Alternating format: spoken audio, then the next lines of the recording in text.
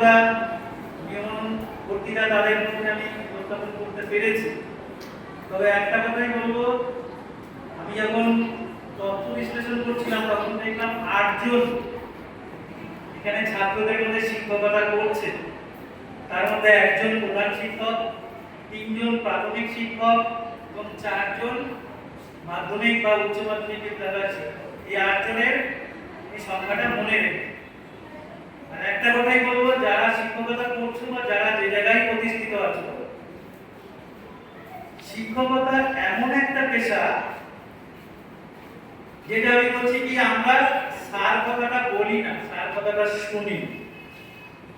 শিক্ষকতা এমনই একটা পেশা, আবারও বলছি আমি কথাটা, স্যার কথাটা শুনে অভ্যস্ত, মুখ দিয়ে বলি না স্যার। সকালবেলায় গুড মর্নিং বা সুপ্রভাত আগে শুনি, তারপরে তার প্রত্যুত্তর। এই পেশাটায় এসে আমরা খুবই গর্বিত এবং ছাত্ররা যারা যেভাবে প্রতিষ্ঠিত হয়েছে খুব আনন্দ পেয়েছি এবং অনেক স্মৃতি মনে থেকে যাচ্ছে বা মনে পড়ছে। এতটা সময় আমি নেব না, আর বিশেষ কিছু বলছি না। স্কুলের অনেক পরিবর্তন হয়েছে চৈতন্যবাবুর সময়। আজকেও আমরা একসঙ্গে ঘুরে ঘুরে দেখলাম, সন্ধ্যাবেলায় যতক্ষণ দেখি, খুব ভালো লাগলো। তোমরা সকলে ভালো থাকো, পরিবার সহ সুস্থ থাকো, সাবধানে থেকো, ভালো থেকো। সকলকে ধন্যবাদ জানিয়ে